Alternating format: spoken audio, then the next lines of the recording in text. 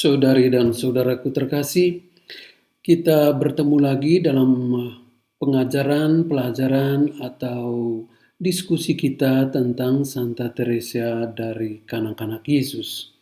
Episode kali ini saya ingin berbagi tentang 3 kekuatan spiritual, 3 kekuatan rohani yang dimiliki oleh Santa Teresa yang membuat dia begitu yakin, begitu teguh dalam menghadapi, mengalami dan merasakan serta bisa mengatasi segala kesulitan yang ia miliki.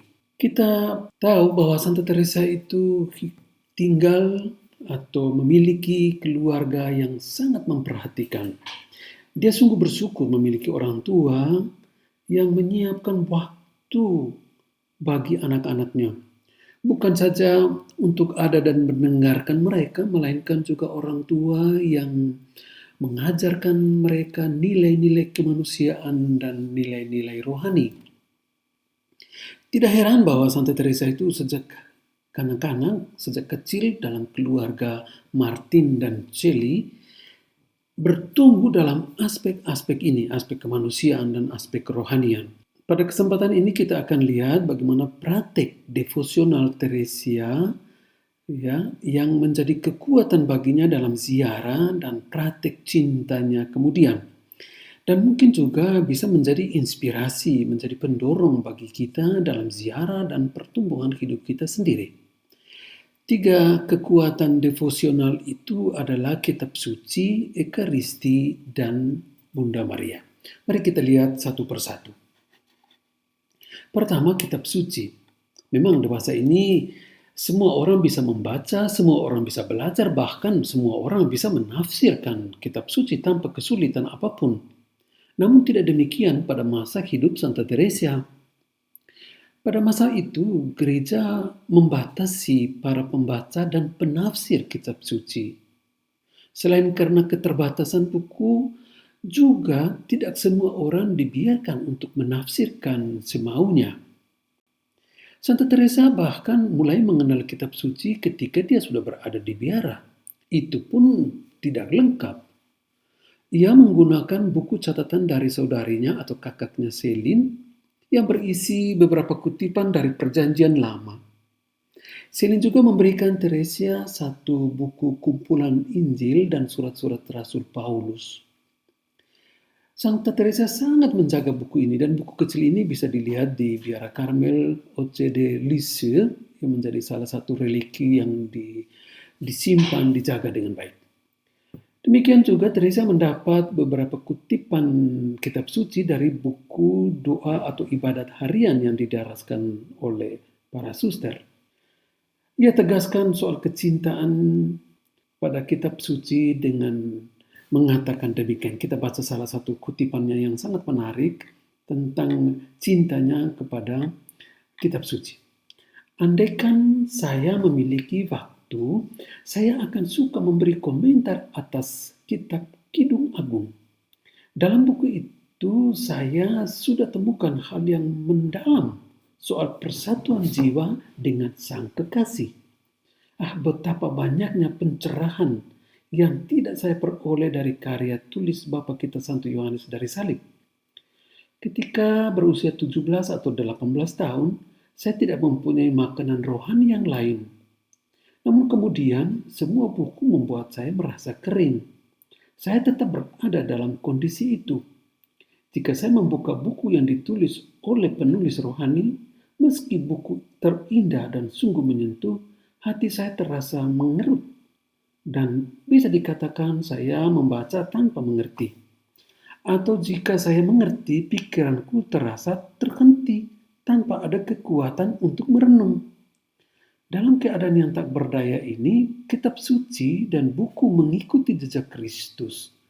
Namun di atas segalanya, Injillah yang membantu saya dalam jam-jam doa saya. Di dalamnya saya menemukan apa yang dibutuhkan bagi jiwaku yang kecil ini, makanan yang kuat dan murni. Di dalamnya saya menemukan segala yang dibutuhkan jiwaku yang malang ini. Selalu saya menemukan pencerahan-pencerahan baru, makna yang tersembunyi dan penuh rahasia. Menarik memang kutipan dari tulisan Santa Teresa ini. Dalam situasi sulit dan keterbatasan sarana, Teresa justru memupuk kerinduan untuk memiliki dan bisa membaca kitab suci. Bahkan dia menyatakan kerinduannya untuk belajar bahasa Aramaik, bahasa asli Yesus, agar bisa lebih mengerti isi kitab suci. Karena bagi Santa Teresa, kitab suci dia menjadi kekuatan baginya karena dia menemukan di situ pencerahan, makna, dan misteri yang tersembunyi, yang penuh rahasia baginya. Karena dia menemukan Yesus sendiri. Sehingga Santa Teresa mengajak kita untuk mulai belajar mencintai kitab suci, membaca, dan berdoa dengan buku ini, karena di dalamnya kita akan selalu menemukan Tuhan dan selalu mendengarkan suaranya. Yang kedua adalah sakramen Ekaristi. Ekaristi bagi Santa Teresa adalah sumber segala rahmat. Cintanya akan Ekaristi bertumbuh perlahan-lahan bersamaan dengan pemahaman dan pengalamannya akan kekuatan Ekaristi.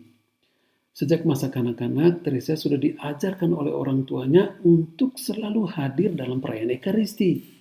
Ia suka ikut misa minggu dan juga misa harian bersama orang tuanya. Ia sungguh-sungguh disiapkan oleh kakak-kakaknya ketika akan menerima komuni pertama kalinya. Teresa pun demikian.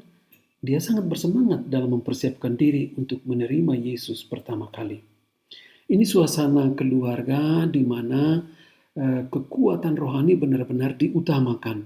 Orang tua dan anak-anak sungguh mencari Yesus di dalam Ekaristi. Orang tua secara tidak langsung mengajarkan anak-anak mereka bagaimana menemukan kekuatan Allah di dalam perayaan Ekaristi. Mari kita baca satu dua kutipan tulisan Santa Teresa tentang pengalamannya bertemu atau menerima Yesus pertama kalinya. Oh, betapa manisnya kecupan pertama Yesus bagi jiwaku. Itu adalah kecupan cinta. Saya merasa bahwa saya dicintai dan saya berkata, saya mencintaimu dan saya menyerahkan kepadamu seluruh diriku selama-lamanya. Tidak ada tuntutan, tidak ada perjuangan, tidak ada korban-korban yang dibuat. Sudah lama Yesus dan Teresa saling memandang dan sudah saling mengerti. Namun hari itu bukan lagi sekedar saling memandang, melainkan melebur. Mereka bukan lagi dua. Teresa sudah bagikan setetes embun hilang lenyap dalam samudera raya. Hanya Yesus yang tinggal. Ia adalah guru, raja. Bukankah Teresa sudah memintanya untuk mengambil saja kebebasannya karena kebebasan itu menakutkan dia? Ia sudah merasakan dirinya lemah, rapuh, sehingga ia mau untuk dipersatukan selama-lamanya dengan kekuatan ilahi. Ini ekspresi, ini ungkapan pengalaman iman dari Teresa tentang Ekaristi. Sungguh luar biasa, sangat indah. Teresa sangat yakin bahwa dalam Ekaristi ia menemukan Kristus sendiri. Ia mendapat kecupan dari Yesus sendiri. Jadi Yesus pribadi itulah yang ia terima. Dan memang kita menerima Yesus pribadi di dalam perayaan Ekaristi. Karena Kristus sendiri turun menyapa. Kristus sendiri menyentuh dan menyatu dengan kerapuan kita agar seperti dikatakan oleh Santa Teresa dalam kutipan tadi, agar kerapuan kita itu lenyap. Yang tinggal adalah kekuatan Allah sendiri. Jadi semakin menerima Yesus, kerapuan kita semakin diperlemah.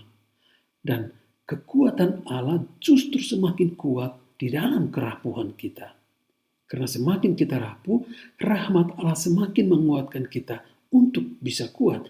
Itulah kekuatan Ekaristi. Nah, itu bukan saja Santa Teresa mengalaminya sendiri, tetapi dia juga mendorong supaya orang lain mengalami hal yang sama. Dalam salah satu suratnya kepada sepupunya, Mary Guerin, yang kemudian menjadi Suster Karmel pada tahun 1895 dengan nama Suster Maria dari Ekaristi, Teresa menguatkannya, mendorongnya, menyemangatinya untuk apa? Untuk menjadikan Ekaristi sebagai sumber penyembuhan diri dari sakit yang dialaminya. Luar biasa. Demikian Teresa menulis. Saudariku terkasih, sering-seringlah menerima komuni kudus, sangat sering. Hanya ini yang menjadi jalan keluar jika engkau ingin disembuhkan. Dan Yesus tidak menempatkan hal ini dalam jiwa tanpa tujuan tertentu. Ini penggalan kalimat sangat sederhana, sangat pastoral, dan sangat teologis. Penggalan kalimat ini dan kisah pengalaman Teresa tentang Ekaristi menjadi salah satu pendorong ya bagi Paus Pius ke-10 yang pada tahun 1905 memperbolehkan umat untuk menerima komuni kudus setiap hari. Dan kita sangat beruntung bisa menerima komuni kudus, merayakan Ekaristi setiap hari. Seperti Santa Teresa yang selalu mencari dan menemukan kekuatan dari Ekaristi bagi hidupnya, bagi misinya, bagi perjalanan hariannya. Demikian juga kita, gereja, di abad modern ini, kita diajak untuk menemukan dan mengalami kekuatan dalam Ekaristi. Ekaristi itu sungguh sesuatu yang sangat menguatkan. Karena Kristus selalu dan akan terus mengalirkan kekuatannya melalui Ekaristi. Seperti Santa Teresa, kita juga yakin bahwa Kristus, pribadi Kristus, akan masuk ke dalam kerapuhan kita, agar kerapuhan kita perlahan-lahan dikuatkan atau dikuasai oleh kekuatan ilahi, yaitu kekuatan Allah sendiri. Yang ketiga, mari kita lihat kekuatan rohani Santa Teresa yang ketiga adalah Bunda Maria. Selain kitab suci dan sakramen Ekaristi, devosi kepada Bunda Maria menjadi sumber kekuatan bagi Teresa dalam ziarah dan dalam penyerahan dirinya kepada Allah Sang Cinta. Teresa sangat beruntung memiliki orang tua yang bukan saja sangat mencintai dan tekun berpatek devosi kepada Bunda Maria, tapi juga melatih anak-anaknya untuk melakukan hal yang sama, devosi kepada Bunda Maria. Bunda Maria bagi keluarga Martin dan Zelin sungguh merupakan ibu rohani, kekuatan rohani bagi hidup rumah tangga mereka. Teresa dan kakak-kakaknya sungguh diajari tentang peran penting Bunda Maria dalam hidup beriman. Maka mereka sungguh merawat semangat devosi ini. Pada usia 3 tahun, Teresa sudah bisa berdoa dengan rumusan doa yang diajarkan ibunya. Demikian juga ketika ia menerima sakramen pengakuan untuk pertama kali. Bapa pengakuan mendorong Teresa untuk merawat dan meneruskan devosi kepada Bunda Maria. Teresa bahkan berjanji pada dirinya sendiri untuk selalu menjalani devosi ini lebih sering daripada yang dibiasakan dalam keluarga oleh bapa dan mamanya. Pada tahun 1887 ketika Teresa bersama sang ayah, kakaknya Céline, dan rombongan dari Lisieux, Prancis berziarah ke Roma, mereka selalu mengunjungi atau mampir ke gereja-gereja atau basilika di mana Bunda Maria dihormati dan dicintai. Di Paris, mereka mengunjungi Santa Maria Kemenangan dan juga Maria Loreto di Roma. Demikian juga Santa Maria Victoria di Roma, ketika dia tidak mendapat jawaban pasti dari Paus Leo ke-13 untuk masuk Karmel pada usia 15 tahun, Teresa memasrahkan semua pergumulan batin dan panggilannya ke dalam tangan dan perlindungan Bunda Maria. Sehingga kemudian ketika ia diizinkan oleh Paus untuk menjadi Rubia Karmel tak berkasut di Lisieux, Teresa percaya bahwa itu adalah berkat campur tangan dan doa-doa dari Bunda Maria baginya. Dia sangat bangga dan menikmati nilai rohani ketika mengenakan mantel dan skapulir Bunda Maria sebagai bagian dari pakaian atau jubah seorang Rubia Karmel. Ia menjadi lebih tekun dan setia, bukan saja membawa rosario, melainkan juga mendaraskan doa ini setiap hari. Meskipun ia akui bahwa semuanya itu dijalani dengan penuh sukacita. Pada awal ketika ia mulai menulis kisah jiwanya, Teresa katakan atau mengakui bahwa ia memasrahkan semuanya itu ke dalam tangan Bunda Maria. Sehingga dia menulis demikian. Sebelum mengambil penaku, saya berlutut di depan arca Maria. Arca yang telah memberi banyak bukti tentang cinta keibuan Ratu Surgawi terhadap keluarga kita. Dan saya memohon kepadanya untuk menuntun tanganku agar tidak ada baris-baris yang mengabaikannya. Memang kemudian bisa kita temukan tulisannya bahwa Bunda Maria sungguh tampak baginya sebagai ibu yang penuh kasih dan model beriman dan berpasrah kepada kehendak Allah. Santa Teresa sangat merasakan bahwa Maria bukan seorang ratu, melainkan lebih sebagai seorang ibu baginya. Dia sangat merasakan perlindungan Bunda Maria, dan ia memasrahkan dengan penuh iman dan keyakinan akan campur tangan seorang ibu di dalam hidupnya. Saudari dan saudaraku, inilah 3 kekuatan rohani yang dirawat, dipupuk dengan baik oleh Teresa, dipraktikkan dalam setiap momen hidupnya. Ekaristi, kitab suci, dan juga Bunda Maria. Mari kita belajar dari Teresa bagaimana mencintai kekuatan-kekuatan yang diwariskan oleh gereja kepada kita. Kitab suci, Ekaristi, dan Bunda Maria. Semoga Tuhan memberkati kita dan Bunda Maria mendoakan kita. Amin.